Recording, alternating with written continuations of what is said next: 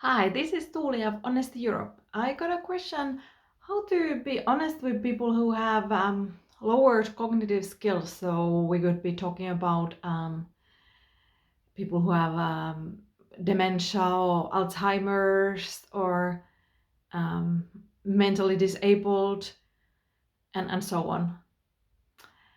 How I approach this is that when people have different capabilities than I do, then there's an additional wish for me to also feel compassion and relate to them, what is also serving them. So there is two people, what is serving me and what is serving them.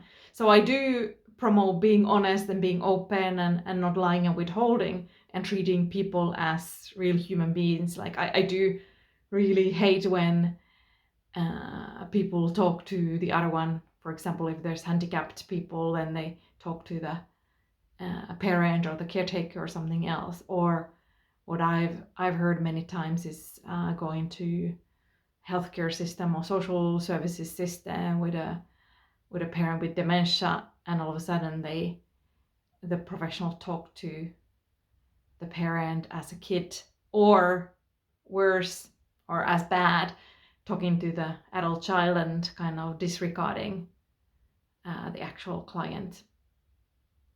So I like treating people on eye level, and that also goes for me to kids. So uh, people are feeling, noticing, living, breathing humans, and there's no reason to kind of um, fundamentally decide for them, I think. And then there's special circumstances where I think it's useful to consider, does this serve also them? And where is the balance, what serves me and what serves the other? So, for example, getting really loud and raging with a person who cannot really understand what's going on. I don't want to do that myself, and I wouldn't advise to go for that, but then find other ways to have an outlet for that anger and other ways to express it. So just have firm voice, eye contact, saying, I'm angry at you for that, I didn't like that. So I think expression of anger is all right, and do it in the way that fits the level where the person is at in terms of the cognitive skills. So in a way, it's like for children, not to withhold from them, and knowing that I'm more able to maybe support them, hold the space, feel compassion, have other outlets than maybe they have for themselves. So yeah, and then maybe thinking of concrete examples, like my dad who has Alzheimer's and he tends to forget things. I do sometimes say that, yeah, this person is dead, or kind of tell the details, but not like ongoingly remind that, oh, we already talked about that, you don't remember. So I don't mind talking again and again about the same topics, and kind of understanding that that is his reality right now, that he just can't remember what he already talked about. But yeah, I don't withhold from him, for example, that some people have died even though he has forgotten it. And so far he didn't get very upset about that. He's kind of surprised and a bit puzzled.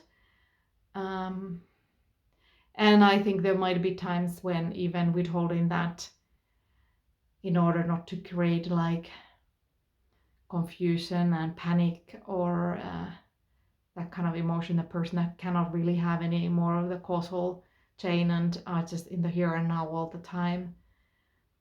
So I think there is a balance to find how I can relate to this person, remembering that they are real human beings, then they are able to hear me and see me, and there might be some limits where it's just not really serving them and they are not understanding it anyway, what I'm trying to express. And if it's not serving them, they are just puzzled, that won't do any good for me and the connection between myself and the other.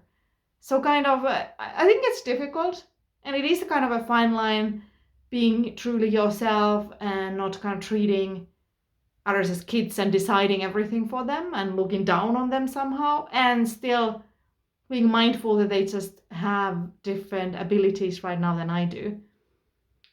So like having any explosive stuff I think doesn't work, and still being real and true and honest does help. And then just staying present with the sensations, sharing about the sensations, sharing about feelings, and also sharing about the positives and the sad, like, yeah, I'm sad that you're not so well anymore and stuff like that. Because I think if I withhold too much and I'm not kind of being real, I'm being fake, they do smell it. Even if people have dementia or they are mentally somehow disabled, they're not stupid. So they do get things, and it's easy to undermine somehow people. And I definitely don't want to do that myself with my dad with Alzheimer's or other people around me. So thanks for the question. I think it's really important, and it's a tricky one to find the right balance. All right. Ciao.